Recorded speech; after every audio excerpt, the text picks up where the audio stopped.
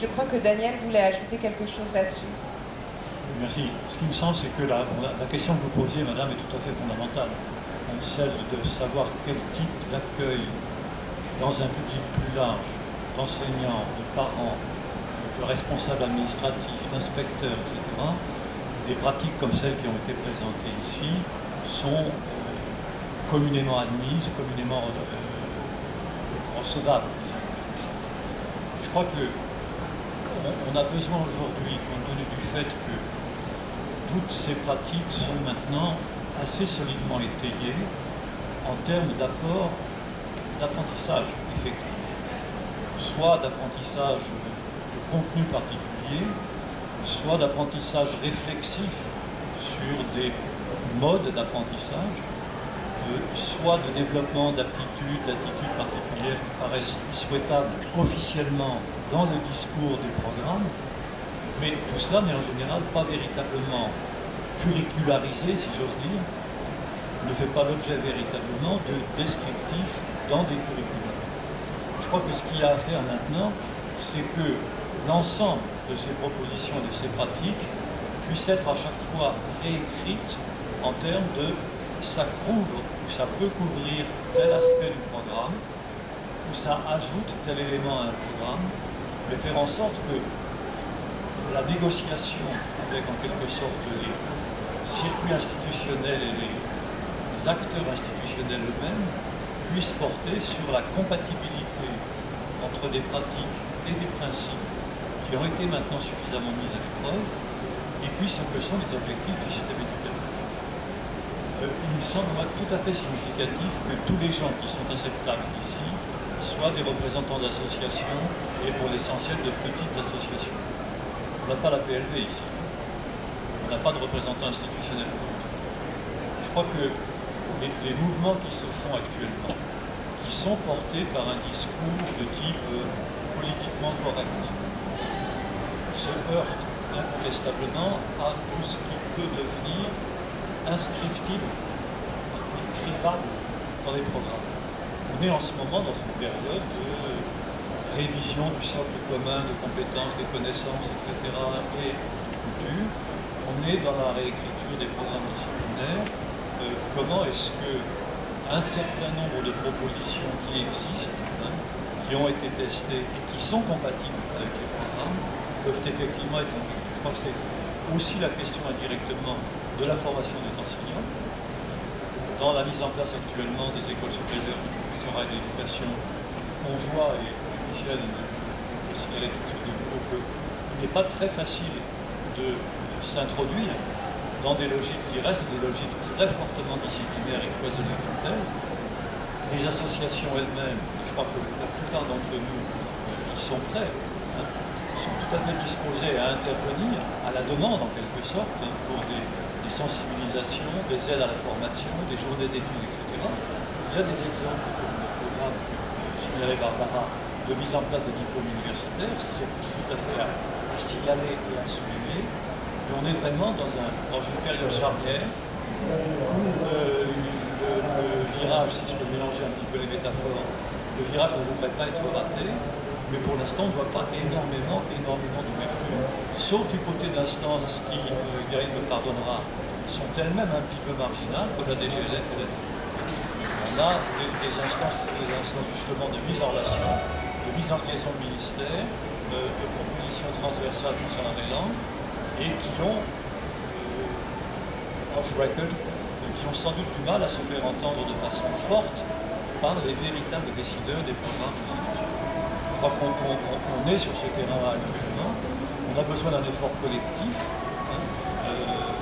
et bon, les gens qui s'achètent ici, encore une fois, ont des choses à dire, ont des choses à proposer, qu'il s'agisse d'intercompréhension, qu'il s'agisse d'éveil aux langues, qu'il s'agisse d'enseignement bilingue rénové, etc.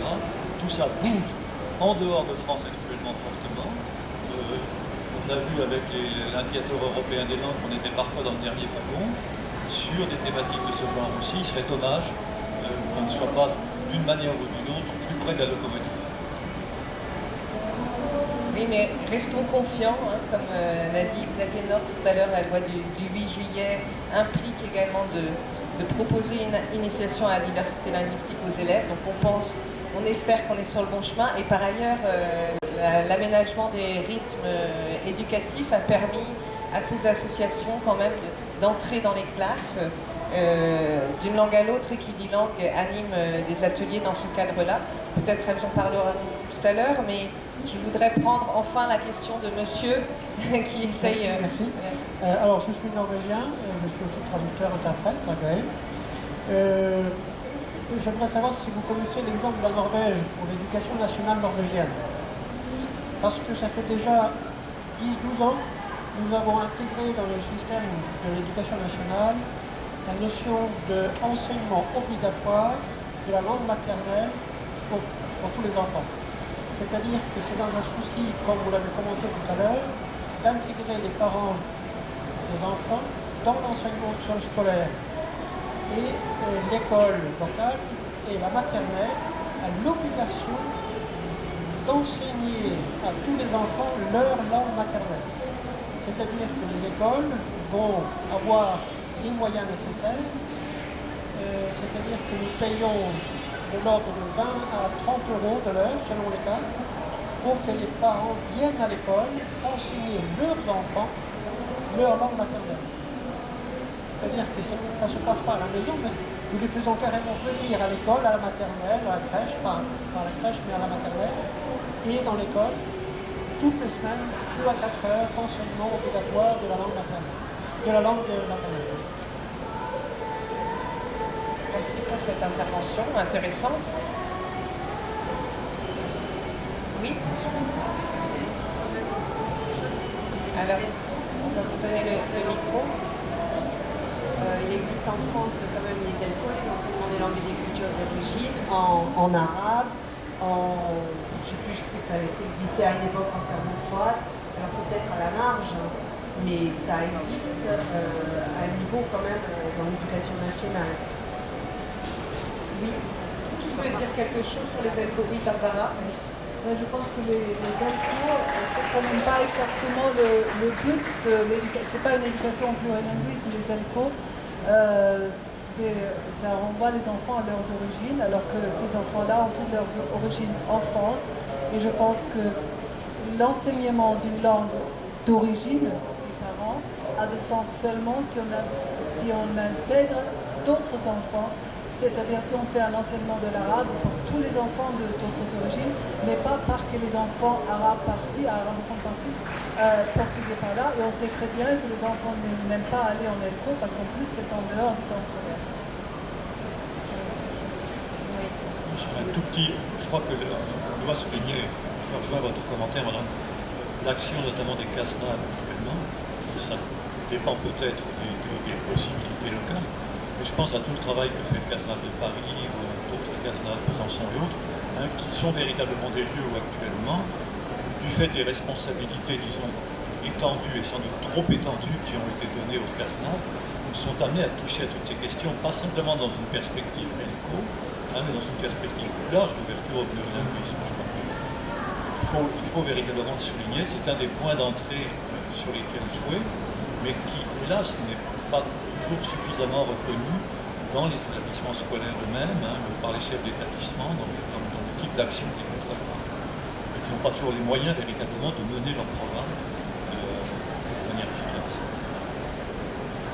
Alors je ne sais pas si le ministère de l'Éducation nationale est représenté ici dans cette salle. Ah oui, parce que justement il y a une initiative intéressante, assez récente, les sections langues et cultures méditerranéennes, peut-être vous voulez en dire deux mots, qui permettent justement de faire travailler ensemble des professeurs de latin, de grec ancien et d'arabe, et d'une manière justement plurielle. Et je pense que c'est ce qui se rapproche aujourd'hui, c'est le dispositif qui se rapproche aujourd'hui le plus peut-être de notre objectif pluriel. Oui, bonjour, je veux bien dire un petit mot, je suis Bruno Germain, je suis chargé de mission maîtrise de la langue française du ministère de l'Éducation nationale, à la DGESCO.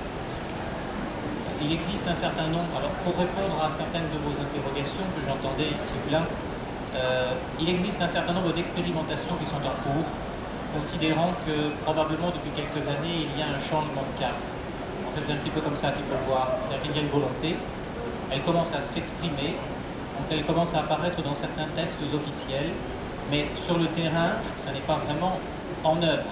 C'est-à-dire que petit à petit, les choses se font. Si je prends le cas également, puisque vous parliez du cas norvégien, je pourrais vous signaler une expérimentation qui a lieu dans les départements d'outre-mer en France, notamment en Guyane, où ont été mis en place ce qu'on appelle les ILM, les intervenants en langue maternelle, qui cherchent à précisément accueillir les enfants les plus jeunes dans leur langue maternelle pour les faire passer vers le français, langue de scolarisation. On se trouve dans des situations qui peuvent être complexes, puisqu'il y a un nombre de langues considérables qui se rejoignent localement et qui nécessitent donc soit des réunions linguistiques, enfin des communautés linguistiques, soit de la multiplicité des intervenants, ce qui n'est pas simple.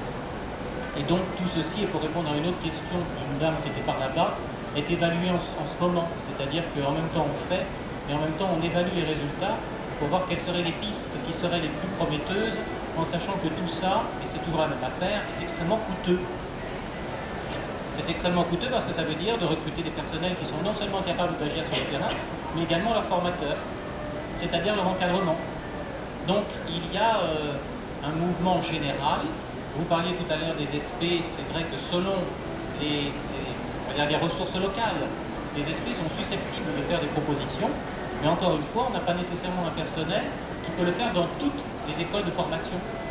Donc ça veut dire qu'il y a là une hétérogénéité sur le terrain. Donc les expérimentations existent. Effectivement, il y en a du côté du secondaire, il y en a du côté du primaire, il y en a du côté des plus jeunes. Il y a un mouvement, en tout cas c'est ça. C'est-à-dire qu'on peut retenir que depuis environ, c'est assez récent, je dirais 3-4 ans, il y a des mouvements de fond qui viennent de plus loin, mais sans arrêt contrecarré. Par contre, il y a probablement un mouvement de fond qui est plus significatif depuis environ 3-4 ans. On voit apparaître, par exemple, qu'il y a un schéma, il ne s'appelle plus schéma directeur, il a changé de nom, mais enfin, un document qui a été publié sous forme de circulaire et qui invite dans un certain nombre de départements à prendre en compte l'hétérogénéité linguistique. Après, on se retrouve avec des professionnels qui œuvrent au quotidien et qui ne sont pas forcément formés pour le faire et qui ne savent pas par quel bout le prendre. Donc il y a des recommandations, mais après, comment les applique-t-on? Donc voilà, je dirais que ce qui m'apparaît le plus significatif, c'est un mouvement qui est moins un mouvement de rejet qu'auparavant, mais avec une incertitude sur les modes de mise en application.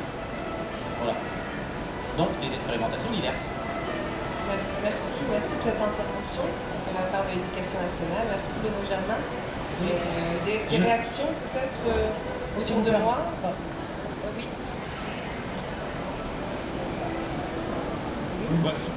Sur ce point particulier, il me semble qu'il y a vraiment une zone de blocage, pas simplement au niveau des moyens, mais au niveau peut-être des principes et du discours officiel. C'est-à-dire que, ça n'a pas été évoqué jusqu'à présent, mais je crois que c'est dans l'esprit de tous les participants à cette table ronde, l'idée que toutes ces propositions illustrées se heurtent dans bien des cas à des argumentations touchant à la langue de scolarisation. Avec l'idée que est-ce que tout ceci ne se fait pas au détriment d'un apprentissage suffisamment efficace, suffisamment performant en termes de réussite scolaire de la langue de scolarisation? Et ça ne concerne pas simplement des interrogations de chercheurs, je ne sais quoi, ça touche évidemment les stratégies de politique familiale. Dans bien des familles, on s'interdit en quelque sorte de travailler dans la langue familiale et on encourage l'enfant au contraire à faire tout ce qu'il peut pour ne parler que le français et ainsi de suite. Bien des enseignants, en toute bonne conscience et en tout militantisme républicain, sont sur les mêmes lignes. Ils encouragent, dans les contacts avec les parents, à ne pas trop abuser de la langue familiale.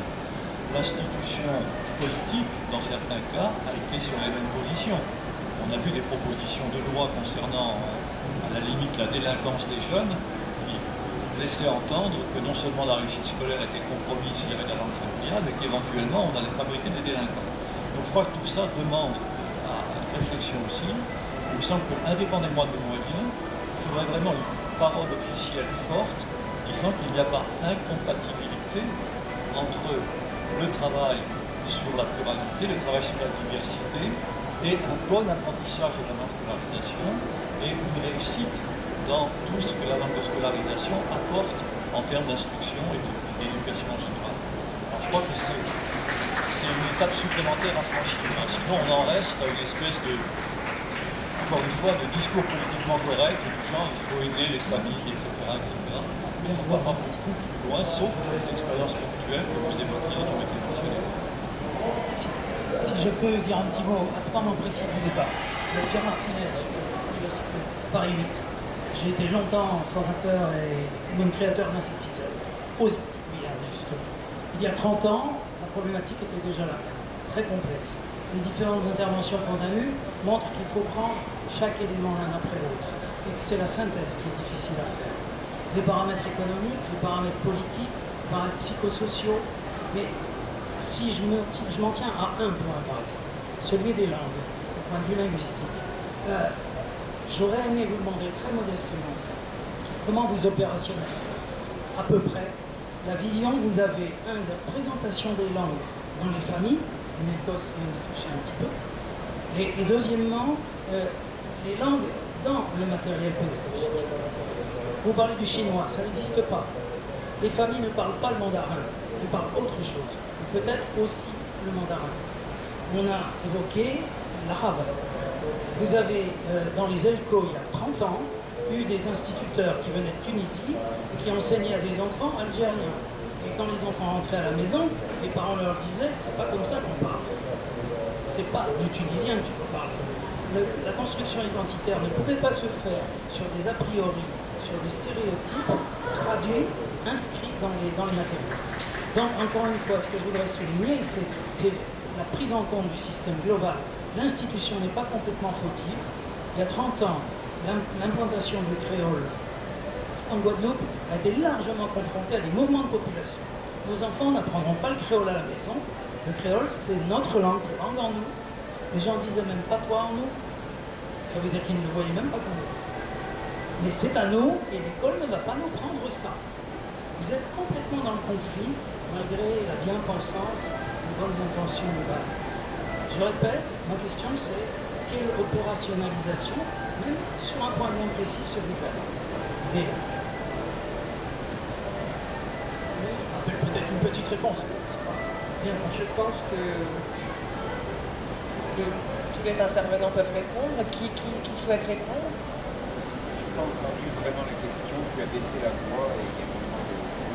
Oui, non, j'ai pas entendu. Est-ce que vous vraiment pouvez reposer la question en parlant bien dans le micro, s'il vous pardon, plaît? j'ai mal fait. Désolé si j'ai pas été compris.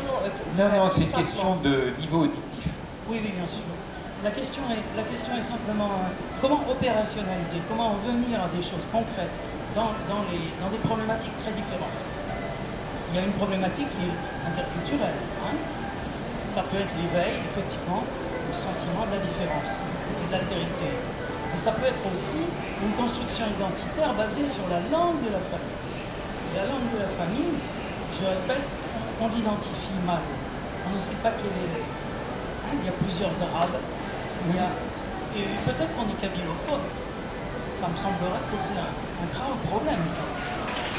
Est-ce que le kabyle va être pris en compte dans la classe ou est-ce qu'on ne va pas faire une violence supplémentaire à la pédagogie? Vous voyez, c'est assez compliqué. Donc Gwen va vous répondre. Alors, je peux vous répondre par rapport à l'éveil aux langues et cette approche pédagogique.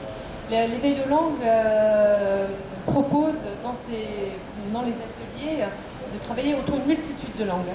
Donc des langues en présence dans le groupe, pourquoi pas, mais aussi des langues inconnues. Donc ça c'est un point. Second point, c'est qu'au niveau de la méthodologie, on ne va pas stigmatiser les enfants allophones. Donc on ne va pas dire dis-moi un mot en chinois, en arabe. Donc les activités autour des chiffres, 1, 2, 3, autour du cri des animaux, vont être proposées à tous. Et les enfants vont venir nourrir cette activité de leur expérience personnelle s'ils le souhaitent. Donc l'éveil aux langues se base sur l'échange et la discussion. Et c'est ce qui va permettre justement au groupe, aux enfants et à l'adulte aussi, parce que l'adulte n'est pas expert dans toutes les langues du monde, de comprendre que le chinois peut-être n'existe pas comme on l'entend, que l'arabe, en fin de compte, il y a des arabes, etc. etc. Donc ça part de la méthodologie et du fait qu'on propose toujours une multitude de langues, dont les langues familiales, dont les langues inconnues, et puis surtout parce qu'on ne peut pas connaître toutes les langues parlées en famille. Donc j'espère avoir pu apporter quelques éléments de réponse. Merci. Est-ce que les autres concepteurs de matériaux pédagogiques ont quelque chose à ajouter? Si ce n'est pour rejoindre vraiment ce que dit Gwen sur le fait qu'on ne peut pas proposer un outil qui va couvrir bien sûr toute l'étendue toutes les langues qui sont rencontrées en France. Sur les ateliers, moi je vous parle de choses très concrètes. Il y avait un petit Brésilien. Alors bien sûr, le portugais du Brésil n'est pas le même, mais ça n'empêche qu'il était très valorisé parce qu'en plus c'était un primo-arrivant, il ne parlait pas du tout français, il était avec son cartable qu'il ne voulait pas du tout quitter de tout l'atelier. Il était vraiment, il avait besoin d'être rassuré. Et le fait, nous avons un programme pour passer d'une langue à l'autre sur plusieurs séances. Et pour ce groupe-là en particulier, on a mis le portugais en premier. Ce qui l'a détendu et il a vu tout simplement que c'était quelque chose qui était connu pour lui et par rapport aux autres enfants finalement il avait un petit plus et ça a été un petit peu mieux pour la suite de l'atelier. Nous n'avons pas résolu tous les problèmes que cet enfant peut rencontrer, mais nous y avons contribué pour le mettre en confiance. Et sur le Maghreb, nous avons le Marocain, le Tunisien, l'Algérien. Oui, on montre cette diversité, mais on ne peut pas être exhaustif, ça c'est évident. Voilà, merci. Oui, il y a une autre question derrière.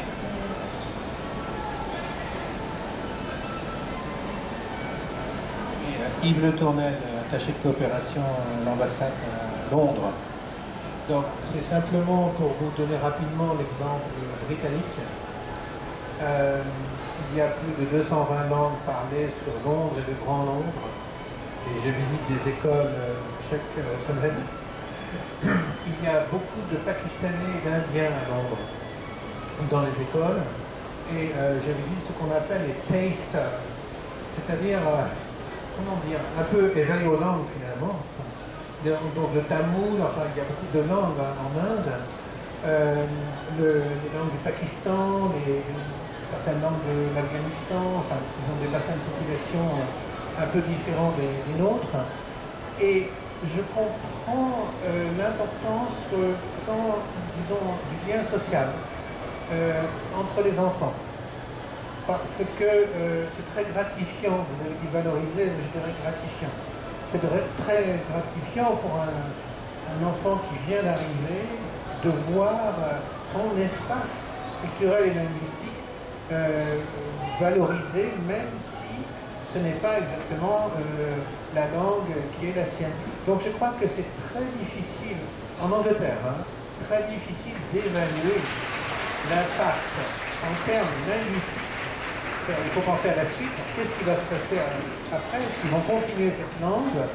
Là, je suis un peu sceptique. Mais en revanche, en termes de sociaux, en termes de groupe social, il me semble que c'est vraiment ce sont des initiatives excellentes. Alors, peut-être pour vous répondre en termes d'impact, peut-être Michel veut dire quelque chose par rapport aux expériences auxquelles il a participé au niveau européen, d'impact de l'éveil aux langues. C'est ce que l'étude la plus importante, je l'ai signalé tout à l'heure, c'était F-Lang, et je ne vais pas revenir là-dessus.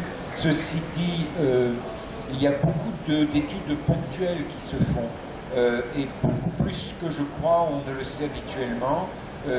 Par exemple, il y a un livre qui vient de sortir, là, et je ne l'ai plus malheureusement, mais qui vient de sortir aux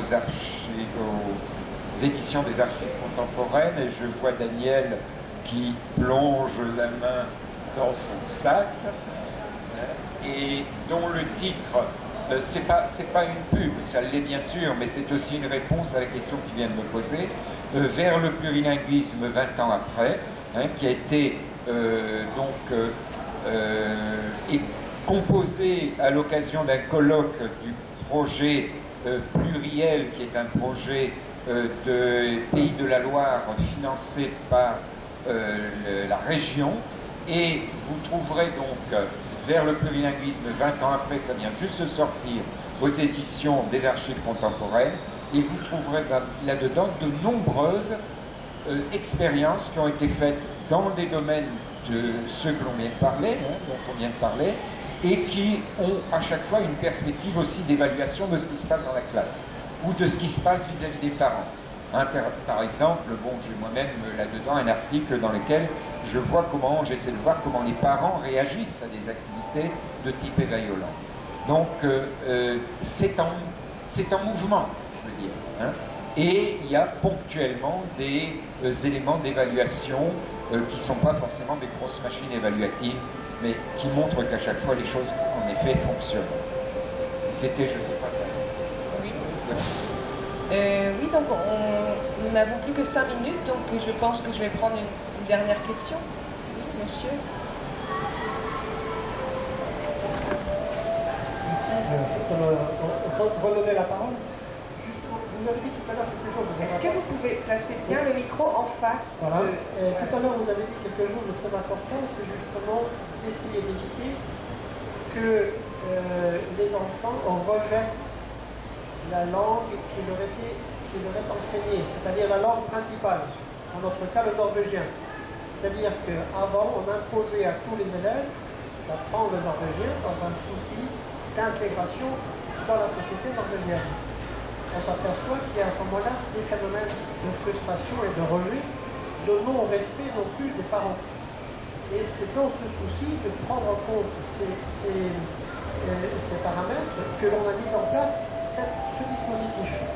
C'est-à-dire que l'éducation nationale norvégienne, c'est vraiment donner les moyens de mettre en place ce dispositif pour toutes les langues, pour les 200 langues maternelles. Ça coûte beaucoup d'argent, mais on s'est donné les moyens de le faire.